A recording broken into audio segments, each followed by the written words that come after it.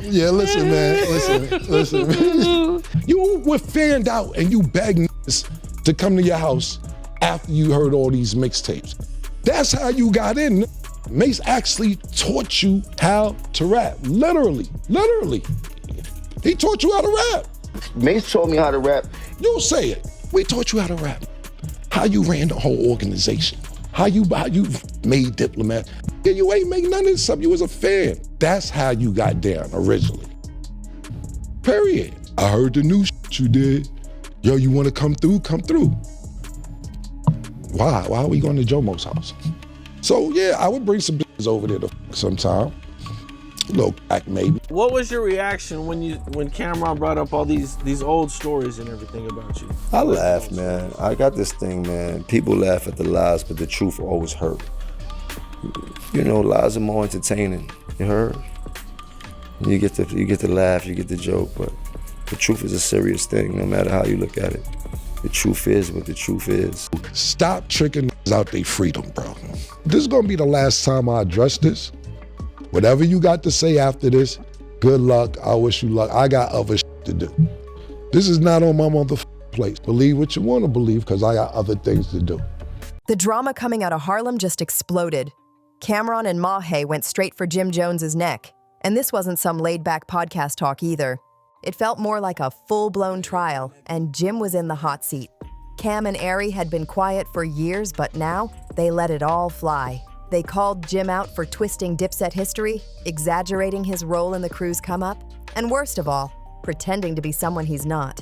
Welcome to Celebrity Rap Showroom, where we dive deep into the craziest hip-hop clashes, celeb beefs, and the realest behind-the-scenes chaos. If you're not locked in yet, you're sleeping on the rawest breakdowns out here. What started off looking like just another chill sit-down turned wild fast.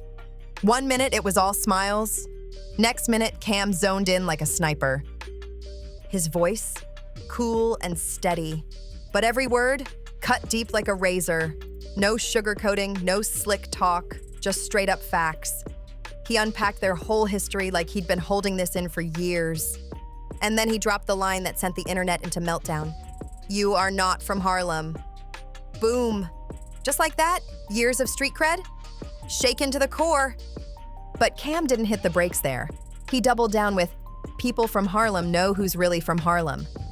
The rep, the legacy, the whole image, Cam threw it all on the table. You don't gotta keep saying it. And just like that, boom, Jim's whole image started falling apart piece by piece. No sugarcoating, no dodging. This wasn't some slick diss track. Cam was staring dead into the camera like he was ready to end all the lies right now. When Cam started breaking down memories, he got real specific. He wasn't just throwing shade, he was naming spots, energy, exact moments from the come-up. You could feel the pressure through the screen. This wasn't made-up drama. This was Cam finally letting go of years he kept locked in his chest. He didn't have to scream or put on a show. He just dropped the truth raw and uncut. This was bigger than music. It was about legacy, real loyalty, and setting the record straight. But Cam didn't stop at the image. He went straight for Jim's entire backstory. Every nigga that put hands on you or you get told takes you cool with him. You tried to chase French Montana out the game, that ain't work out. Y'all got cool. So cool that you go to his video shoot, pardon me, not his video shoot, his movie. You're sitting in the crowd watching the premiere and they dissing you in the movie. You in the movie getting dissing, you gotta eat it, just sitting in the crowd. Nah, they dissing you in the movie that you went to go see, bro. Every nigga that do something to put pressure on you, you sit there and work it out. But when they got a little genuine heart for you and all that, cool, that's the pattern.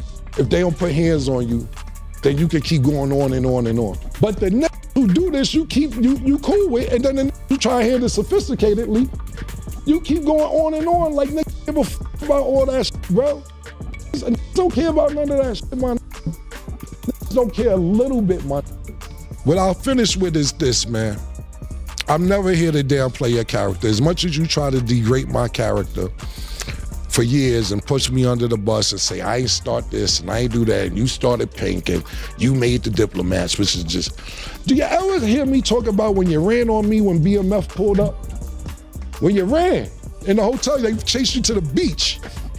Yeah, they chased you to the beach. You was in the sand. You was getting wet from the water, from the ocean. I don't pump that. I don't pump all that because I ain't trying to make the great Shakira. You know why? Because the revolution was televised. That's why I'm here.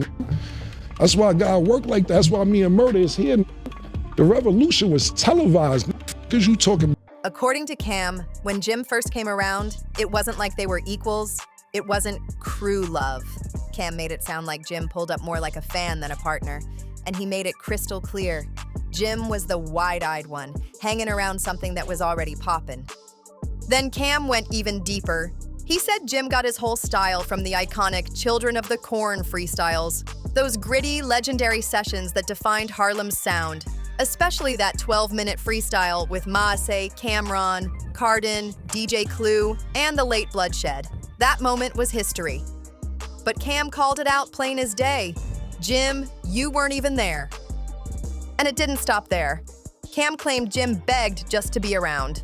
No cap. And Mase? He backed him up instantly. No hesitation, no sugarcoating, just straight truth. He co-signed everything Cam said, turning what could have sounded like old-school gossip into something way more serious. This wasn't hearsay.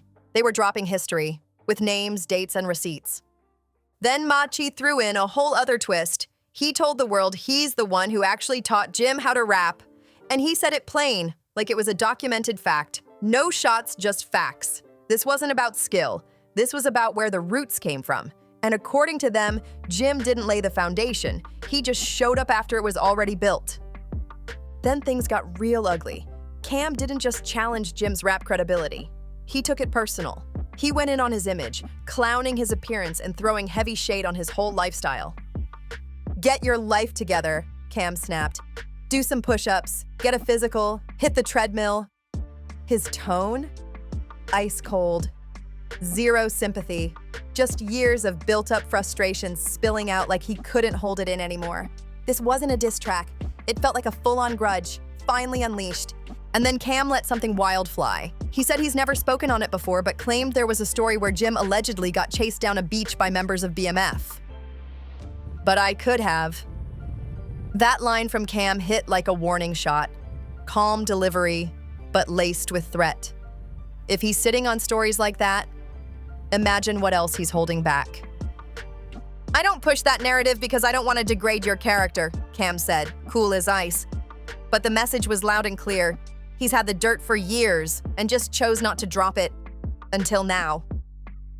This wasn't some off-the-cuff podcast rant. This felt calculated. Then Cam dropped a final bomb that shook the whole room. The revolution was televised. And he wasn't speaking in riddles. This was real. Everything spilled out, raw and live for the world to see. No edits, no filter, just the truth, hitting harder than ever. Everybody watching knew right then.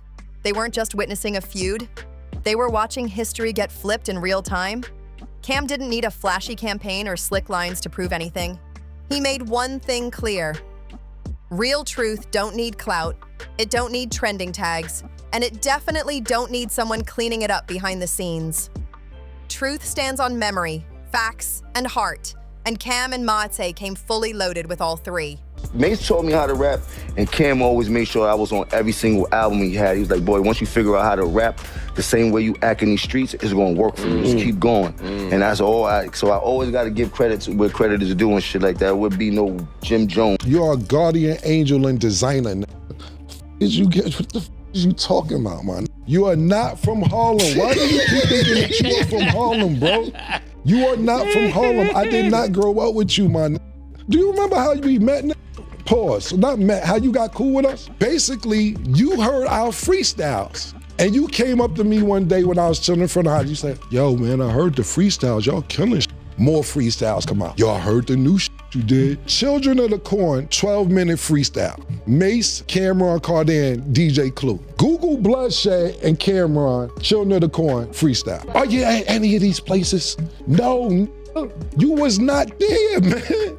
You wasn't there. They didn't toss out wild accusations. They mapped it all out. Who did what, when, and how. It was too sharp, too detailed to be random. This wasn't gossip, it was a reckoning. They weren't just throwing shots, they were correcting the record. Mai looked straight up drained, like years of biting his tongue had finally worn him down. You could see the frustration all over his face. All that time staying silent while someone else got the credit. It finally hit the breaking point. No fluff, no soft talk. He turned right to Jim and laid it bare. We taught you how to rap. We brought you in. You were a fan first, for a long time. That wasn't no opinion. That was them taking back their credit, loud and proud. This moment flipped the whole Dipset story on its head. For years, Jim's been painted as the glue, the street soldier, the business brain, the one keeping Harlem energy alive and raw. But according to Cam and Mae, that version is a remix? The original story? Totally different. They said Jim didn't start Dipset. He watched it from the outside first. That right there shook the whole narrative. These weren't stray shots. They were reconstructing the whole foundation of what people thought Dipset was. Cam and Mae weren't hiding behind slick lines or coded messages. They ripped the mask off and showed what was really behind the scenes. According to them, they built Dipset from the ground up. So now the real question is, what if the Dipset story we've all been told was actually just a carefully crafted image, years in the making? What if the whole story wasn't real, but crafted through media tricks, slick interviews, and a whole lot of smoke and mirrors? Cam and Mate didn't sugarcoat a thing. They called it exactly what it was. A straight-up rewrite of history.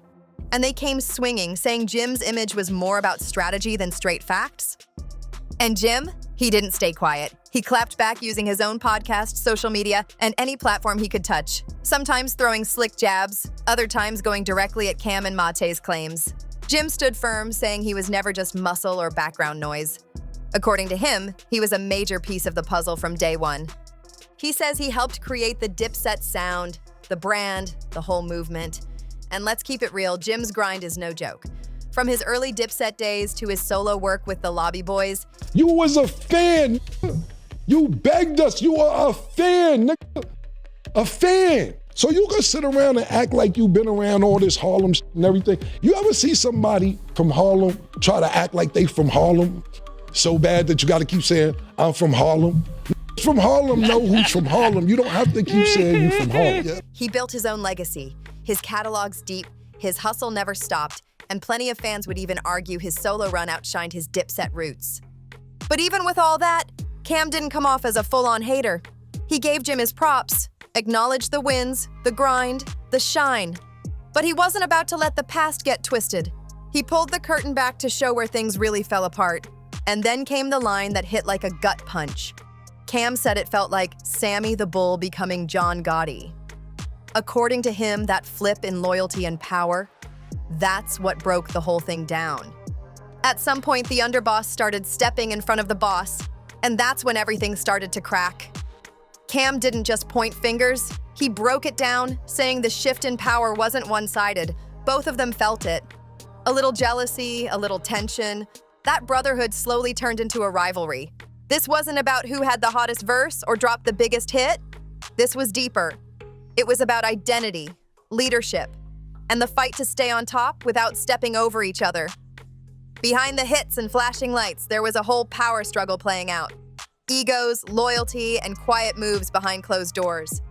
And now, it's all out in the open. Cam admitted it straight up. When Jim started blowing up and getting more shine, he didn't cheer him on. He resented it. Said it felt like Jim wasn't just walking beside him anymore. He was trying to pass him. And that shift, it sparked a battle that cracked their whole bond. A rift so deep, even after all these years, it never really healed. But Mai, he's built different. He's not out here chasing viral moments or chart positions. He's moving with purpose. It's about legacy now. Who's going to be remembered and what for? That's what matters to him. I don't care about clearing up rumors, Machi said with a straight face. I know who I am. He wasn't arguing.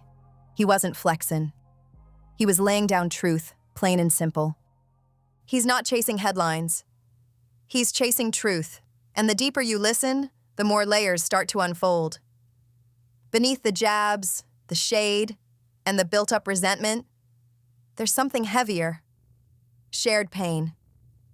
a sadness that cuts through all the drama. Because Cam, Mate, and Jim, they built something legendary together. Dipset wasn't just a rap crew. It was a movement. It was Harlem's attitude in raw form. The swag, the slang, the grind, the vibe. It was the culture. And now, they're battling over who really gets to own it. Who can truly say, that was mine. For Mase, Cam, and Jim, Dipset ain't just a mixtape series or a logo you slap on merch. It's personal. It's tied to their roots, their blocks, their come-up, even their regrets. What started as just a Harlem feud, now it's something deeper. It's a battle for legacy. And Jim, he's not staying quiet. He's been speaking up loud and clear about his version. According to him, he wasn't just hanging in the background. He was protecting it all, providing the muscle, the respect, the real street backbone that kept Dipset's name ringing loud. Cam might have had the bars, but Jim says he was the enforcer, the one making sure their brand didn't just shine. Mase need to go on a diet. He need to get his life together. He need to go to the doctor and get a physical. He looked terrible, bad body, back ass. It looked big around the neck, waist looked crazy. I'm body shaming this. You heard? He need to go get his together, get on the treadmill, do some push-ups, do something. You heard? Especially for playing with me. It survived. So now we've got 3 men, 3 different memories, and 1 iconic legacy hanging in the balance. And for the first time, the world's hearing every side. Jim stood firm, claiming he's always been loyal. But Cam? He wasn't buying none of it. He hit back with a cold shot. You became friends with everyone who ever challenged you. That line stung, and it wasn't just for drama. Cam came with receipts. He brought up a moment that had everybody talking. Jim showing up at French Montana's movie premiere. In the film, they were mocking Jim. And yet, there he was, smiling for the cameras like it was all good. Cam used that as proof, saying Jim's got a pattern of cozying up with outsiders while turning his back on the ones who held him down from day one. As the convo kept going, things got heavier. This wasn't some lighthearted back and forth. It was about respect, the kind that runs deep. Cam feels like Jim's been out here flipping the Dipset narrative, rewriting history to make himself look like the mastermind, while still... I was the CEO of Diplomats. I made Diplomats with him. I was with him for every bit of his journey. I held him down. I took that position of holding him down. And Mate? He's watching all this play out, knowing he was there from the very start, in the trenches. But now, he feels erased, like he got pushed out of the spotlight in a legacy he helped shape. This ain't just about old tension. It's about credit, respect, and who really gets to own the truth. And Cam and Mase are done staying quiet while someone else writes the final chapter. Jim sees himself as the one who climbed from the bottom. No handouts, no shortcuts. The street underdog who flipped the script and turned into a leader. But somewhere along the way, that hunger, it might have turned into straight-up arrogance. The same pride that pushed him to the top could be the same thing tearing the crew apart. So what now? What's the next move in this wild saga? By the end of the segment, Cam gave his answer. He's done. This is the last time I'm addressing this, he said with a calm, ice-cold tone. Good luck. I have other things to focus on. And the way he said it? No heat, no bitterness, just clean, final closure. After all the jabs, the stories, and the deep scars, Cam's stepping away from this chapter. But the echoes? They're still bouncing through the culture, loud. And now, all eyes are on Jim to see what his next move will be. There was a different energy in the room now. Not the kind that screams revenge, but the kind that hits when a man is exhausted. Cam looked like someone who's finally let go of what he once protected. Tired of holding it in, tired of keeping quiet. He said what he had to say, regardless of the fallout. And he didn't need to jump up or go off. He'd already made his point, loud enough for the world to hear. The former preacher turned rapper and podcast voice didn't need to preach. He just let the truth sit in the air. And when he spoke, it landed heavy. People may laugh at lies, but the truth always stings. That line didn't need hype, it hit on its own. And he let it hang there, like both a warning and a wound. This wasn't your typical rap beef. No diss tracks dropping every other day. No wild pull-ups. No messy social media stunts. This was different. This was real. A brotherhood breaking down, slowly, painfully, in front of the world. No filters, no edits. It wasn't just a spat. They know what I've done. Dance around it all they want and shit like that, joking, but they know if I get upset, it's gonna be a real problem. Get out of here. It was decades of loyalty, pride, ego, and silence, finally boiling over. And now, Cam and Mate have drawn their line in the sand. They're not looking for drama. They've already been through the fire. Their message is simple. This is our side, and we're standing on it. But Jim, he's not backing down either. He's holding firm, standing tall in his truth. He still sees himself as the one who kept the ship afloat, the enforcer, the spine, the glue of Dipset. And somewhere in the middle of all these bars, memories, and pride lies Dipset. Not just a crew, not just a brand, a cornerstone of hip-hop history. And now, the world's watching it all unfold. Every raw, unfiltered piece of it. Now it's split right down the middle, caught between loyalty, truth, and three men all fighting to define what really went down. Legendary, misunderstood, and still respected in a major way. That's the complicated legacy of Dipset and the men who built it. Because when you strip away the tough talk, the slick lines, and all the bravado, what's left? Something real, something painfully human. Friends who became brothers, and brothers who slowly turned into strangers. No freestyle, no podcast moment, no IG live can ever truly fix that. The bond they had? That was built in silence, in struggle, in hallways, in the shadows, not for the cameras. And now, watching it all fall apart feels like witnessing the end of an era. But what do you think? Was this truth overdue? Or should some history stay in the vault? Did Cam and Mai bring the clarity the culture needed? Or just rip open old wounds? Drop your take in the comments. I really want to know where you stand. And yo, if you're into real stories like this, ones that go deeper than the headlines, make sure you smash that like button. Don't forget to subscribe and hit that bell icon so you never miss a drop, because trust me, this story, it ain't done yet. Share this video with someone who lived through the Dipset wave, someone who knows how deep this really runs. And until next time, see you in the next video.